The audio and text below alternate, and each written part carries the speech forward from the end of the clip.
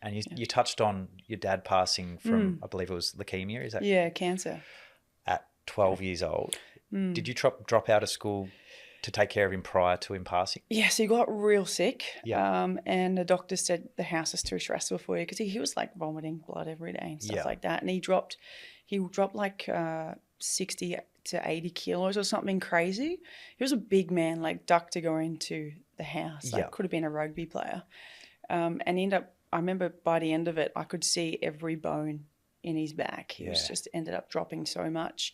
So I moved out to be his full-time carer for like probably 3 to 4 years. Yeah. And then I lived in the hospital with him. He was in hospital every second week. I pretty much lived there. Nurses gave me a bed whenever we were in there. Yeah.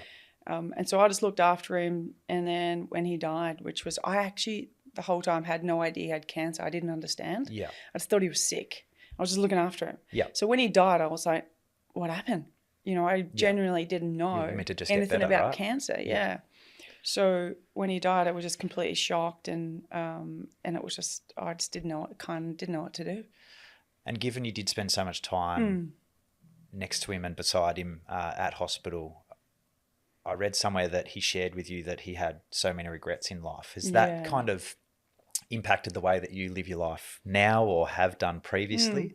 I think it's absolutely made me who I am. And it was like 3 days before he died. It happened. I remember I was sitting in the lounge room and he was in his room and he was calling in all my older brothers and sisters. Yeah. And my dad was the kind of guy that was raised in an era that didn't cry. My whole life, I never seen him cry. Yeah. And I heard him crying. And he was just like, I have these, like, I'm sorry about this. I wish I was better. I wish I was, like, just regret after regret. And I was a 12-year-old kid not knowing what was going on, but I was like, don't be that guy. Yeah. Don't get to the end and go, I wish I had done something. Yeah. And I feel like we are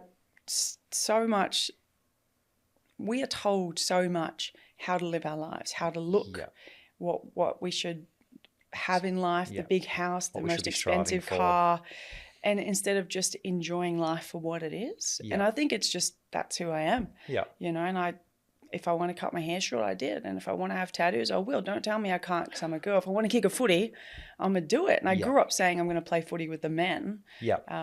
That didn't happen. But it just allowed me to see the world for more than what I guess we're perceived to see it. Yeah.